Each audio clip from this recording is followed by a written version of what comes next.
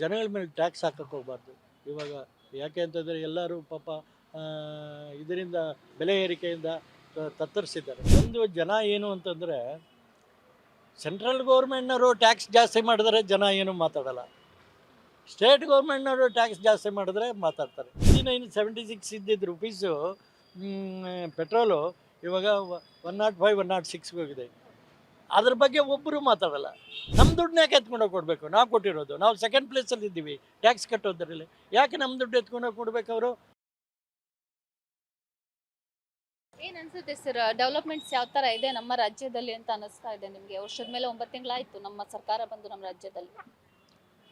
ಯಾವ ಯಾವ ಸರ್ಕಾರ? ಕಾಂಗ್ರೆಸ್ ಸರ್ಕಾರ. ಕಾಂಗ್ರೆಸ್ ಸರ್ಕಾರ ಬಂದು ಈಗಾಗಲೇ ಮೇ ಬಂದರೆ 2 ವರ್ಷ ಆಗೋಯ್ತು. ಹೌದು. ಇವಾಗ ಡೆವಲಪ್ಮೆಂಟ್ ಕಡೆ ನೋಡ್ತಾ ಇದ್ದಾರೆ. ಇಷ್ಟು ದಿವಸ ಅವರು ಗ್ಯಾರಂಟಿ ಯೋಜನೆ ಇದೆ ತಗೊಂಡಿದ್ರು. ಇವಾಗ ಡೆವಲಪ್ಮೆಂಟ್ ಕಡೆ ಸ್ವಲ್ಪ ಗಮನ ಹರಿಸ್ತಾ ಇದ್ದಾರೆ. ಎಲ್ಲ ಕಡೆನೂ ಗಮನ ಹರಿಸ್ಬೇಕು. ಹಳ್ಳಿಗಳ ಕಡೆನೂ ಗಮನ ಹರಿಸ್ಬೇಕು. ತಾಲೂಕು ಲೆವೆಲ್ಲು, ಡಿಸ್ಟ್ರಿಕ್ಟ್ ಲೆವೆಲ್ಲು ಎಲ್ಲ ಕಡೆ ಗಮನ ಹರಿಸ್ಬೇಕು. ಸ್ಲೋಲಿ ಪಿಕಪ್ ಇವಾಗ ಸ್ಟಾರ್ಟ್ ಆಗಿದೆ. ಇವು ಇನ್ನೊಂದು 2 ವರ್ಷ ಮುಗಿಯೋಷ್ಟೊಳಗೆ ಮಾಡಿಕೊಂಡ್ರೆ ಭಾಳ ಒಳ್ಳೆಯದು, ಭಾಳ ಒಳ್ಳೆಯದು. ಮತ್ತು ಡೆವಲಪ್ಮೆಂಟ್ ಇಲ್ಲದೇ ಕಷ್ಟ ಆಗುತ್ತೆ. ಗೋರ್ಮೆಂಟ್ ಬರೋದು ಕಷ್ಟ ಆಗುತ್ತೆ. ಬಟ್ ಡೆವಲಪ್ಮೆಂಟ್ ಕಡೆ ಹೆಚ್ಚು ಅನುದಾನ ನೀಡಿ ಮತ್ತು ಯಾವುದು ಜನಗಳ ಮೇಲೆ ಟ್ಯಾಕ್ಸ್ ಹಾಕಕ್ಕೆ ಹೋಗ್ಬಾರ್ದು. ಇವಾಗ ಯಾಕೆ ಅಂತಂದರೆ ಎಲ್ಲರೂ ಪಾಪ ಇದರಿಂದ ಬೆಲೆ ಏರಿಕೆಯಿಂದ ತತ್ತರಿಸಿದ್ದಾರೆ. ಆದ್ದರಿಂದ ಸ್ವಲ್ಪ ಡೆವಲಪ್ಮೆಂಟ್ ಕಡೆ ಅವರು ಸೋರ್ಸಸ್ ಯಾವ ಕಡೆ ಬರುತ್ತೆ ಅಂತ ನೋಡಿಕೊಂಡು ಅದಕ್ಕೆ ಟ್ಯಾಕ್ಸ್ ಹಾಕಿ ಜನಗಳಿಗೆ ತೊಂದರೆ ಆಗದಿರೋ ಥರ ನೋಡಿಕೊಂಡು ಡೆವಲಪ್ಮೆಂಟ್ ಮಾಡಬೇಕು. ಆ ಥರ ಅನ್ಸುತ್ತಾ ನಿಮ್ಗೆ? ಅಂದ್ರೆ ಜನಗಳ ಮೇಲೆ ಹೊರೆ ಆಗದಿರ ಅವರು ಡೆವಲಪ್ಮೆಂಟ್ಸ್ ಮಾಡ್ತಾರೆ ರಾಜ್ಯನ ಅಂತ. ಯಾಕಂದ್ರೆ ನೋಡಿರ್ಬೋದು, ಇವಾಗ ಕರೆಂಟ್ ಬಿಲ್ಲು ಜಾಸ್ತಿ ಮಾಡುತ್ತಿದ್ದಾರೆ, ವಾಟರ್ ಬಿಲ್ದು ಇರ್ಬೋದು, ಪ್ರತಿಯೊಂದು ಎಲ್ಲದನ್ನು ಕೂಡ ಜಾಸ್ತಿ ಆಗೋಗ್ತಾ ಇದೆ. ವಾಟರ್ ಬಿಲ್ ಇನ್ನೂ ಆಗಿಲ್ಲ. ವಾಟರ್ ಬಿಲ್ ಮಾಡಬೇಕು ಅಂತ ಒಂದು ಪ್ರಪೋಸಲ್ ಇದೆ, ಇಲ್ದಿರ ಏನಿಲ್ಲ ಪ್ರಪೋಸಲ್. ಇವಾಗ ಇನ್ನೊಂದೇನೆಂದರೆ ನೋಡಿ ಮೇಡಮ್, ಒಂದು ಜನ ಏನು ಅಂತಂದರೆ ಸೆಂಟ್ರಲ್ ಗೌರ್ಮೆಂಟ್ನವರು ಟ್ಯಾಕ್ಸ್ ಜಾಸ್ತಿ ಮಾಡಿದ್ರೆ ಜನ ಏನು ಮಾತಾಡಲ್ಲ. ಸ್ಟೇಟ್ ಗೌರ್ಮೆಂಟ್ನವರು ಟ್ಯಾಕ್ಸ್ ಜಾಸ್ತಿ ಮಾಡಿದ್ರೆ ಮಾತಾಡ್ತಾರೆ ಅಲ್ವಾ? ಅದು ಏನೋ ಅದು ಯಾಕೆ ಆ ಥರ ಇದು ಮಾಡ್ಕೊಂಡಿದ್ದಾರೋ ಏನೋ ಗೊತ್ತಿಲ್ಲ. ಸೆಂಟ್ರಲ್ ಗೌರ್ಮೆಂಟ್ನವರು ಟ್ಯಾಕ್ಸ್ ಮಾಡಿದ್ರೆ ಯಾರೂ ಮಾತಾಡಲ್ಲ. 69 ಇದ್ದಿದ್ದು ರುಪೀಸು ಪೆಟ್ರೋಲು ಇವಾಗ 105 106 ಹೋಗಿದೆ. ಅದ್ರ ಬಗ್ಗೆ ಒಬ್ಬರು ಮಾತಾಡಲ್ಲ. ಮತ್ತು ಡೆವಲಪ್ಮೆಂಟಿಗೆ ನಮ್ಗೆ ಬರಬೇಕಾಗಿರೋ ಟ್ಯಾಕ್ಸು ಸೆಂಟ್ರಲ್ ಗೌರ್ಮೆಂಟ್ನಿಂದ ನಾವು ಕೊಡ್ತಾ ಇರೋದು 1 ರೂಪಾಯಿ ಕೊಟ್ಟರೆ ಅವ್ರು ಕೊಡ್ತಾ ಇರೋದು 13 ಪೈಸೆ ಕೊಡ್ತಾಯಿದ್ರು ವಾಪಸ್. ನಮ್ಮ ದುಡ್ಡೇ ಇಟ್ಕೊಂಡು ಹೋಗಿ ಉತ್ತರ ಪ್ರದೇಶ, ಬಿಹಾರ, ಮಹಾರಾಷ್ಟ್ರ ಈ ಕಡೆಗೆಲ್ಲ ಕೊಡ್ತಾಯಿದ್ರು, ಮಧ್ಯಪ್ರದೇಶಕ್ಕೆ ಕೊಡ್ತಾರೆ. ಅವರು ಕೊಡಿದ್ರೆ ಬೇಡ ಅಂತ ಹೇಳಲ್ಲ. ನಮ್ಮ ದುಡ್ಡನ್ನ ಯಾಕೆ ಎತ್ಕೊಂಡೋಗಿ ಕೊಡಬೇಕು? ನಾವು ಕೊಟ್ಟಿರೋದು, ನಾವು ಸೆಕೆಂಡ್ ಪ್ಲೇಸಲ್ಲಿ ಇದ್ದೀವಿ ಟ್ಯಾಕ್ಸ್ ಕಟ್ಟೋದ್ರಲ್ಲಿ. ಯಾಕೆ ನಮ್ಮ ದುಡ್ಡು ಎತ್ಕೊಂಡೋಗಿ ಕೊಡಬೇಕು ಅವರು? ಅವರು ಕೊಡಲಿ, ನಮ್ಮ ದುಡ್ಡು ಕೊಡಲಿ, ಪರವಾಗಿಲ್ಲ, ಡೆವಲಪ್ಮೆಂಟ್ ಆಗಲಿ ಅಲ್ವ. ಬಟ್ ನಮ್ಮ ಇದು 1 ರೂಪಾಯಿ ನಾವು ಕೊಡ್ತಾಯಿದ್ರೆ ಟ್ಯಾಕ್ಸು 13 ಪೈಸೆ ನಮ್ಗೆ ವಾಪಸ್ ಕೊಡ್ತಾರೆ ಅಂದರೆ ನರೇಂದ್ರ ಮೋದಿ ನಮಗೆ ಮೋಸ ಮಾಡ್ತಾ ಇದ್ದಾರೆ ಅಲ್ವಾ? 58 ಕೋಟಿ ನಾವು ಟ್ಯಾಕ್ಸ್ ಇದನ್ನು ಕೊಟ್ಟಿದ್ದೀವಿ. ಅವ್ರು ಎಷ್ಟು ಕೊಟ್ಟಿದ್ದಾರೆ? 50,000 ಕೋಟಿ ಕೊಟ್ಟಿದ್ದಾರೆ ಅಷ್ಟೇ. ಇದೆಲ್ಲ ತಪ್ಪಲ್ವಾ? ಇದನ್ನು ಯಾರು ಕೇಳೋರಿಲ್ಲ.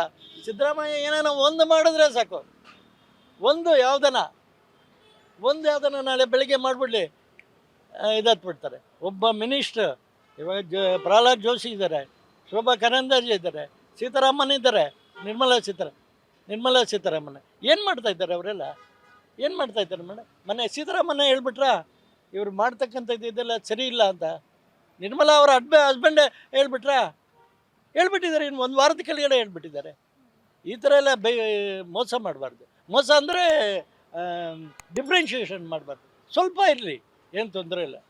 ನರೇಂದ್ರ ಮೋದಿ ಕರ್ನಾಟಕದ ಕಡೆ ಗಮನ ಹರಿಸೋದಿಲ್ಲ ಅನ್ನೋದು ಚೆನ್ನಾಗಿ ಗೊತ್ತಾಗುತ್ತೆ. ಕರ್ನಾಟಕ ಕಡೆ ಗಮನ ಹರಿಸೋದಿಲ್ಲ. ಇಷ್ಟು ಜನ ನಾವು 15 ಜನ ಗೆದ್ಬಿಟ್ವಿ. MP ಅವರು ಗೆಲ್ಲಿ, ಒಳ್ಳೇದೇ. ಅವರು 15 ಜನ MP, ಇವರು 9 ಜನ. ಹೋಗಿ ಅಲ್ಲಿ ಕೂತ್ಕೊಳ್ಳಿ ಸೆಂಟ್ರಲ್ ಗೌರ್ಮೆಂಟಲ್ಲಿ. ಯಾಕೆ ನಮಗೆ ಕೊಡೋದಿಲ್ಲ ನೀವು?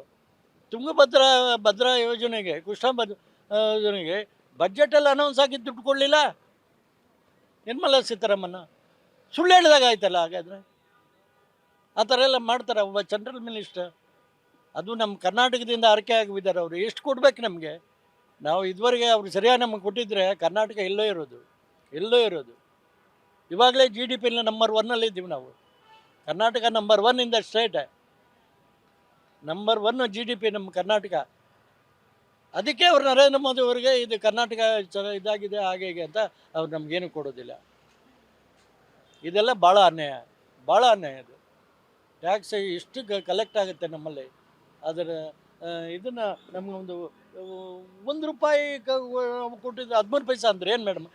ಎಷ್ಟು ಕಡಿಮೆ ಬಂತು ನಮಗೆ.